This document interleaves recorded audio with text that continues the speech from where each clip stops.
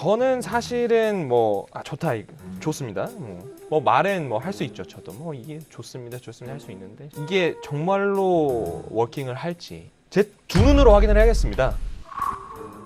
그러니까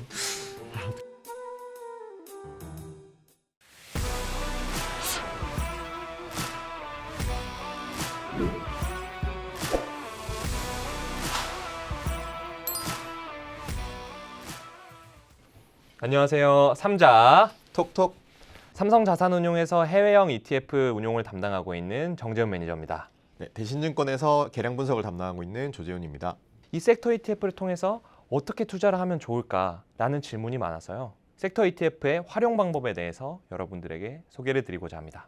S&P 500 섹터란 S&P 500을 구성하고 있는 약 500여 개 종목을 비슷한 업종이나 비슷한 사업 모델을 가지고 있는 여러 개의 기업들을 묶어놓은 집합이라고 생각하시면 됩니다. 총 11개로 구성되어 있고요. 이 11개를 모두 더하면 S&P 500 대표지수를 이루고 있습니다. 현재 저희 삼성자산운용은 총 6개의 섹터형 ETF를 상장해서 운용 중이고요. 추후에 이 라인업을 조금 더 갖춰나갈 예정입니다. 여기서 중요한 건 뭐냐? 이 섹터 ETF를 어떻게 활용하냐이죠. 그래서 여러분들에게 섹터 ETF를 활용할 수 있는 방법 총 3가지에 대해서 말씀을 드리고자 합니다. 첫 번째는 섹터 로테이션, 두 번째는 선호 섹터 투자 방법, 세 번째는 비선호 섹터 제외 투자 방법입니다. 먼저 첫 번째 섹터 로테이션에 대해서 말씀을 드리고자 하는데요. 사실 여기 옆에 나와 계신 조재훈 연구원님께서 로테이션에 대해서 전문가시기 때문에 추후에 연구원님께서 좀 더 자세히 말씀을 해주실 것 같고요.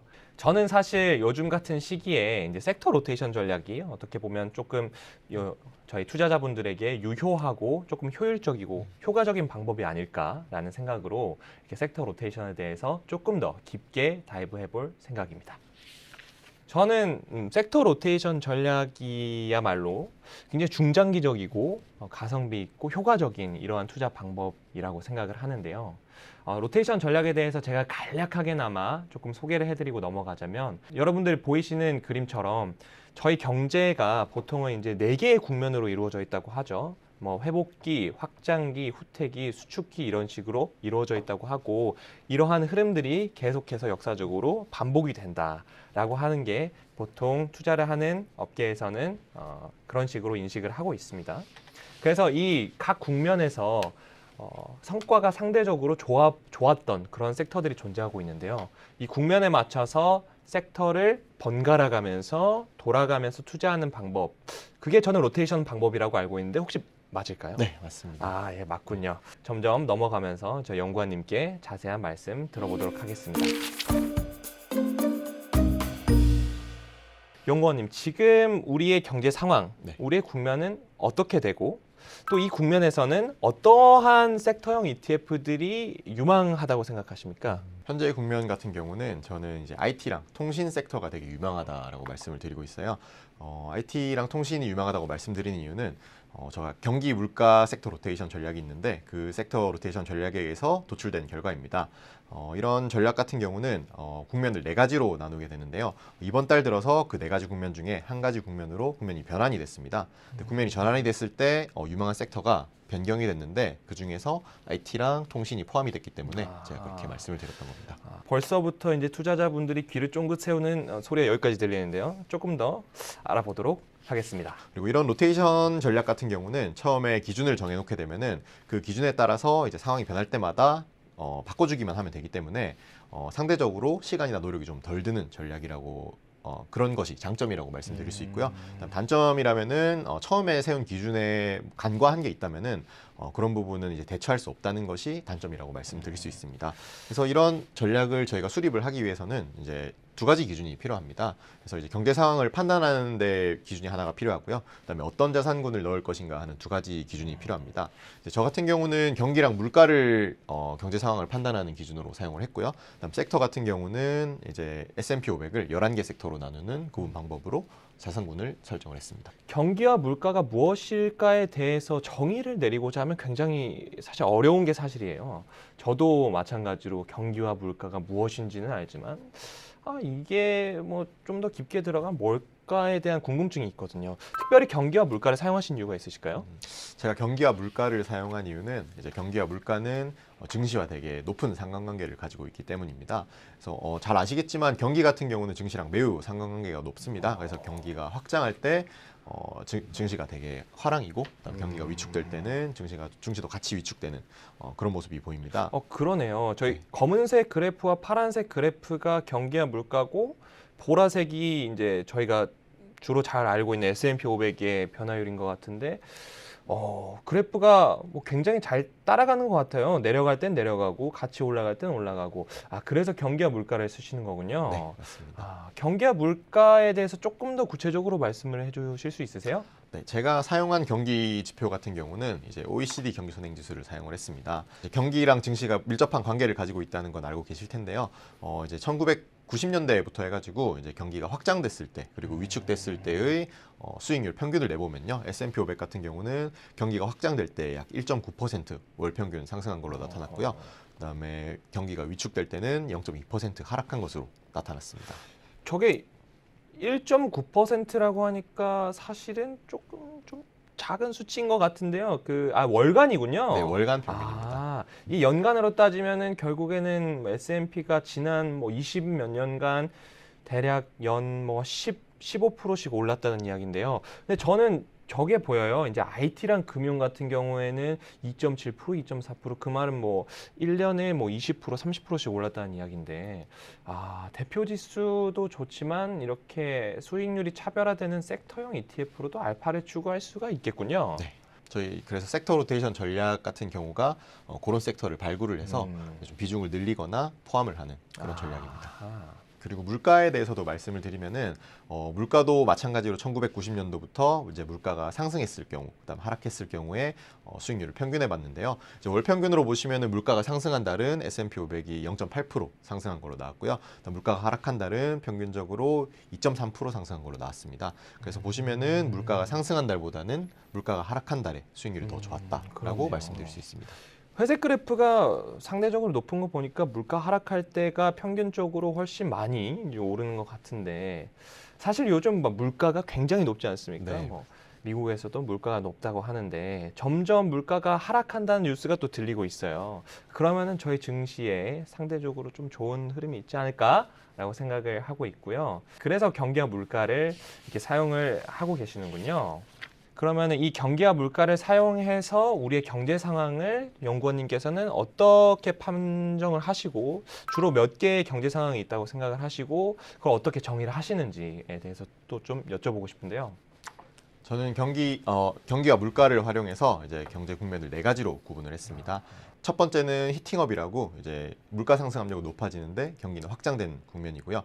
그다음에 좀 과열되는 국면이라고 보시면 되고요. 그다음 두 번째는 골디락스라고 이제 경기는 확장하지만 물가는 상승하지 않는, 물가 상승 압력은 낮은 그런 딱 좋은 그런 상태로 보시면 됩니다. 그리고 세 번째는 슬로우 그로스라는 국면인데요. 이제 물가 상승 압력도 낮고 경기도 위축되는, 그러니까 성장 자체가 저조한 그런 국면으로 보시면 되고요. 그다음 네 번째 국면 같은 경우는 이제 슬로우플레이션 국면이라고 이제 경기는 위축되고 있지만 물가는 상승하는, 어떻게 보면은 되게 난감한 상황으로, 그런 상황이라고 보시면 됩니다. 그렇게 네 가지로 저는 구분을 하고 있습니다. 여기서 국면을 판단하는데 중요한 게 이제 물가와 경기 방향인데요.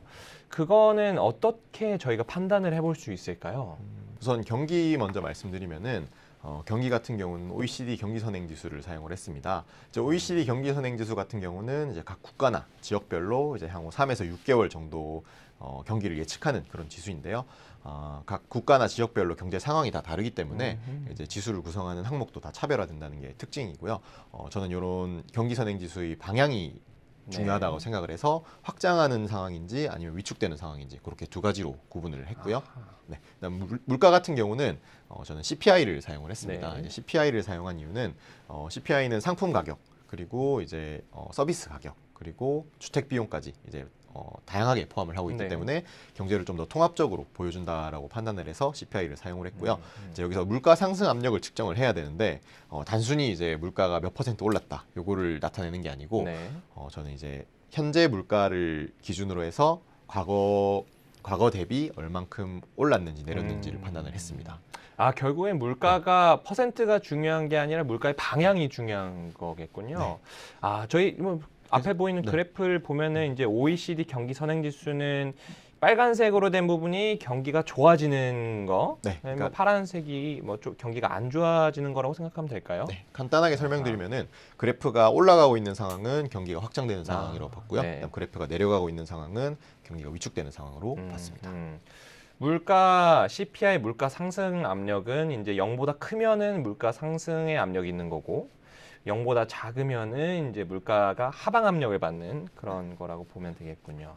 지금 국면은 어떤가요? 그것에 대해서 조금 뭐 말씀해 주실 수 있을까요? 앞서 말씀드린 경기 방향성 같은 경우는 현재도 음의 영역에 있고요. 그다음에 물가 같은 경우는 물가가 이제 물가 상승 압력이 줄어들기 시작하면서 이제 양의 영역에 있다가 물가 상승 압력이 줄어드는 마이너스 영역으로 지금 접어들어 있는 예. 상태입니다. 그래서 아까 설명드린 것처럼 이제 슬로우플레이션 구간에서 지금 슬로우 그로스로 지금 국면이 전환된 상태입니다.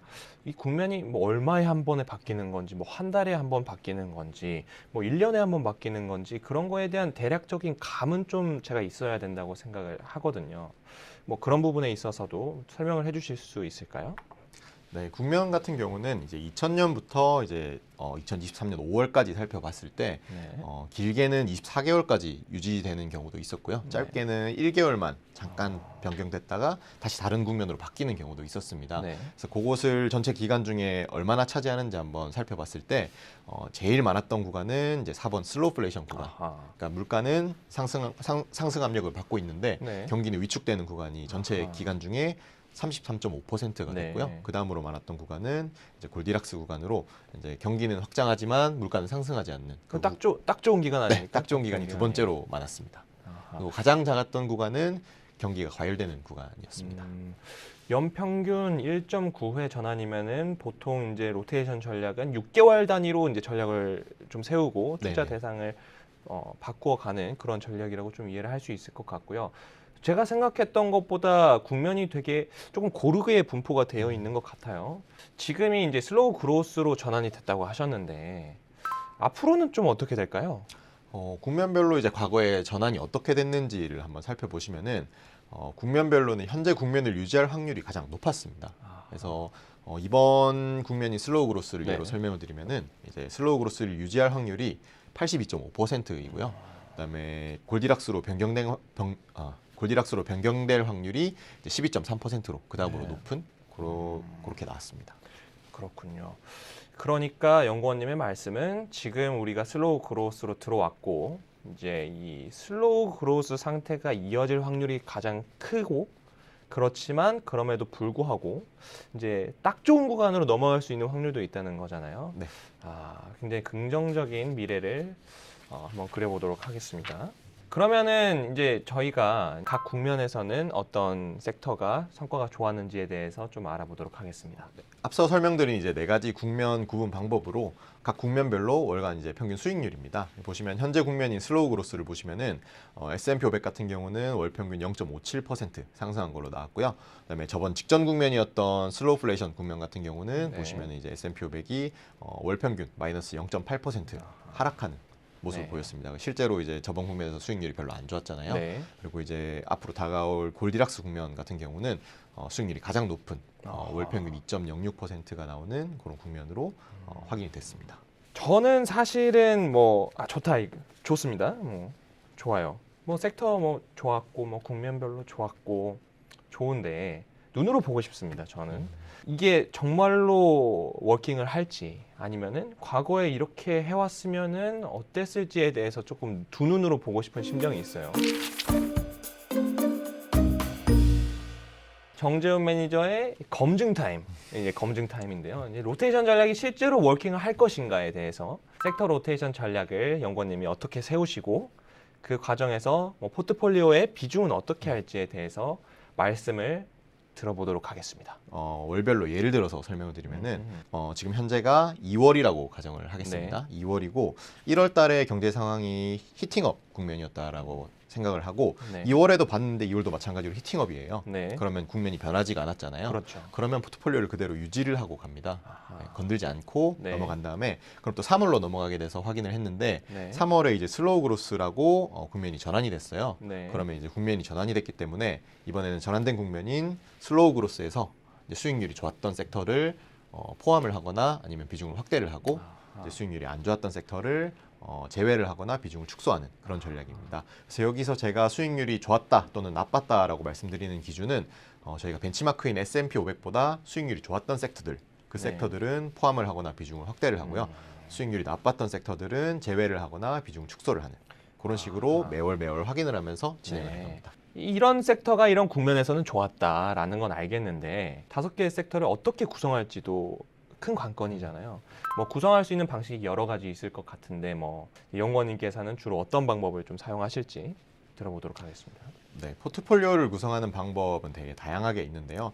오늘 여기서 두 가지를 대표적으로 말씀을 드릴 거예요. 첫 번째 방식은 이제 시가총액 비중 방식입니다.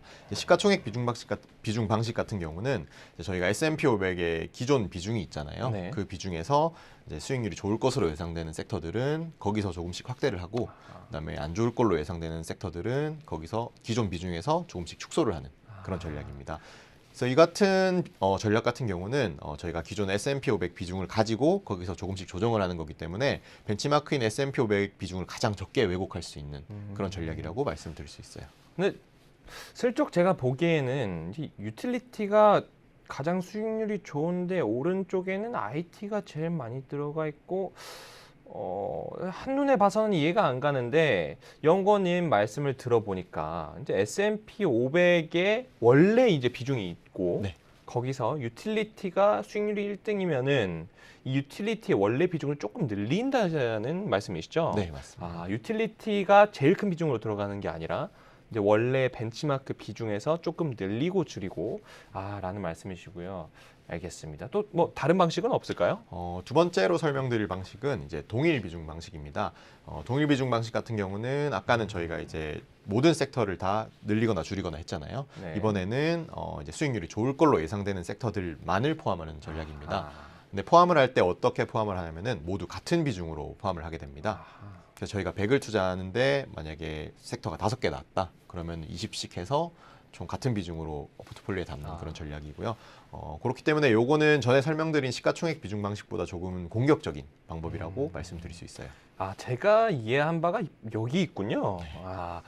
S&P 500, 즉 우리의 벤치마크보다 이 해당 국면에서 과거의 성과가 좋았던 섹터들만을 상대로 그것들을 100%를 동일하게 배분을 해서 투자하는 방식, 이런 걸 동일 비중 방식이라고 하는군요. 좋습니다. 좋은데 가장 중요한 거는 뭐 성과겠죠. 과거의 성과가 어땠는지 조금 저희한테 말씀을 해주실 수 있을까요? 저희가 이제 전략이 성과가 있었는지 없었는지를 판단하기 위해서 실제로 그렇게 투자를 해보면은 성과가 나오겠죠. 네. 근데 지금 상황에서 미래를 알 수는 없으니까 그쵸. 저희는 이제 백테스트라는 걸 실시를 합니다. 백테스트를 간단하게 설명을 드리면은 저희가 과거 데이터는 저희가 다 가지고 있잖아요. 가격이 어떻게 움직였는지 알고 그렇죠. 있기 때문에 과거에 이 전략을 가지고 수립을 해서 포트폴리오를 가지고 있었을 때 그 성과가 어떻게 나왔는지를 보는 것이 백테스트입니다. 그래서 그렇게 해서 봤을 때 제가 아까 설명드린 두 가지 포트폴리오 같은 경우는 S&P 500을 둘 다 상회하는 결과가 나왔습니다. 저는 이제 2000년부터 해서 이제 2023년 5월까지 결과를 보았는데요. 그때 동안 S&P 500 같은 경우는 이제 343% 정도 상승을 한 데 반해서 이제 제가 설명드린 시가총액 비중 포트폴리오 같은 경우는 541% 상승을 했고요.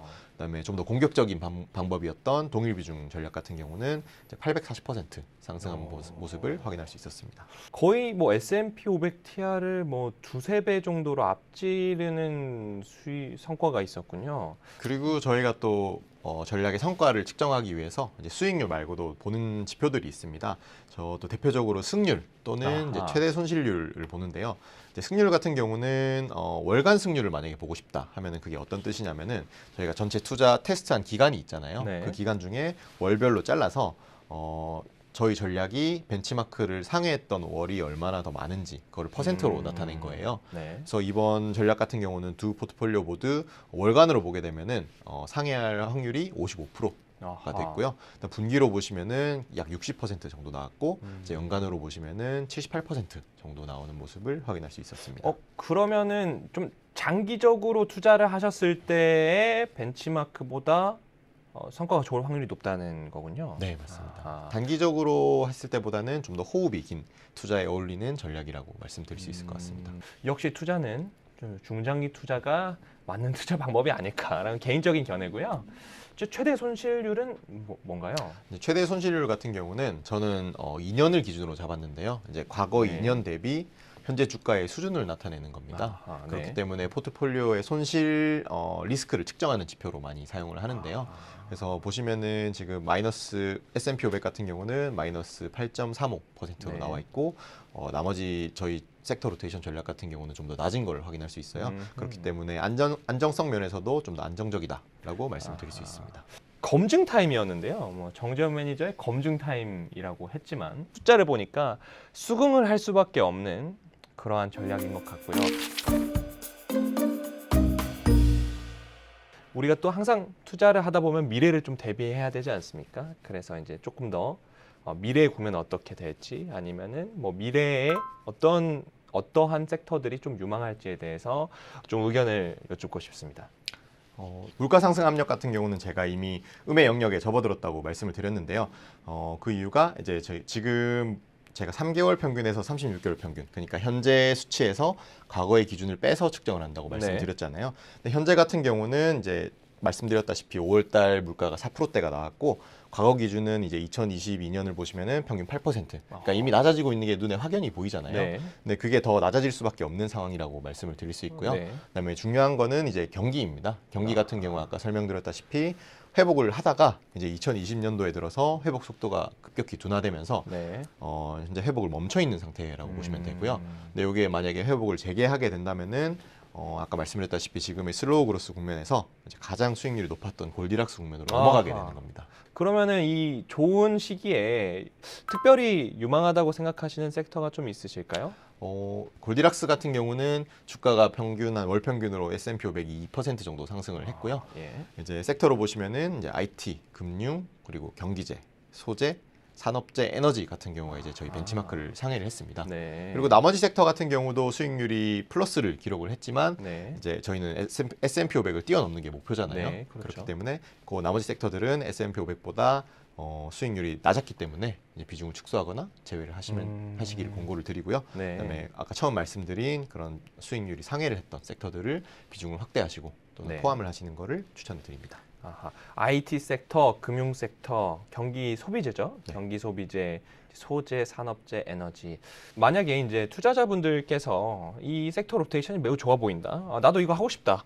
했을 때 연구원님처럼 뭐 매일 이제 경기와 물가에 대해서 조사하시고 하면은 쉬우시겠지만 일반 투자자분들께서는 경기와 물가가 지금 어떻게 되고 있는지 지금 현재 국면은 어떨지에 대해서 많이 궁금해하실 거란 말이에요. 네, 제가 매월 초에 월 초에서 경기 물가 섹터 로테이션 전략의 결과도 같이 네. 보여드리고 그다음에 이제 경기 국면이 어떻게 돌아가고 있는지도 이제 보고서로 내고 있거든요. 네. 그렇기 때문에 많이 봐주시면 좋을 것 같습니다. 여기서 추가적으로 좀 말씀을 드리자면 저희 삼성 자산운용에서도 해당 지금 6개 섹터 중에서 저희가 지금 상장되어 있는 상품들을 간략하게나마 조금 말씀을 드리자면 아까 나왔던 것들도 있네요. 이제 경기 소비재도 있고 또 금융도 있고 필수 소비재도 있고 미국에 있는 엑셀 뭐 F 뭐 엑셀 뭐 C 이러한 것들과 똑같습니다. 똑같은 기초 지수를 사용하고 있고요. S&P에서 산출하고 있는 그러한 지수들을 똑같이 사용하고 있고요. 저희도 이제 환해지 같은 경우는 실시하지 않고 미국 달러의 환율의 영향을 받고 있고요. 상장일은 뭐 비교적 최근이죠. 최근에 상장을 해서 현재 저희가 그리고 제가 열심히 운용을 하고 있기 때문에 많은 관심을 좀 가져주시면 좋겠습니다. 또한 뭐 저희가 오래된 것들도 있어요. 앞에 보이시는 것처럼 뭐 헬스케어 같은 경우에도 앞서 말씀드린 이제 3가지 ETF와 함께 상장을 했고요. 저희 ETF 에너지 그리고 산업재 섹터 ETF 같은 경우에는 오랜 운용 기간을 가지고 있고요. 똑같이 이제 합성 ETF지만 똑같은 지수를 추종하는 미국에 있는 S&P 에너지 섹터 지수 S&P 산업재 지수 등 똑같은 지수를 추정하고 있고요. 그렇기 때문에 많은 관심을 좀 가져주시면 좋겠습니다. 앞으로 이제 뭐 11개의 섹터가 있기 때문에 저희 회사에서도 앞으로 열심히 이 시리즈를 완성하기 위해서 또 노력을 할 테고요. 그렇게 되면은 또 여러분들께서 섹터 로테이션을 수행하시는데 많은 도움을 또 드릴 수 있을 것 같기 때문에 저희 삼성 자산운용 코덱스 ETF에 많은 관심을 가져주시면 좋을 것 같고요. 이상 코덱스 섹터 ETF와 섹터 로테이션 전략에 대해서 조재훈 연구원님과 함께 알아보았고요. 이상으로 마치도록 하겠습니다. 저는 ETF 운영팀 정재훈 매니저였고요. 조재훈이었습니다. 삼자 톡톡 감사합니다. 감사합니다.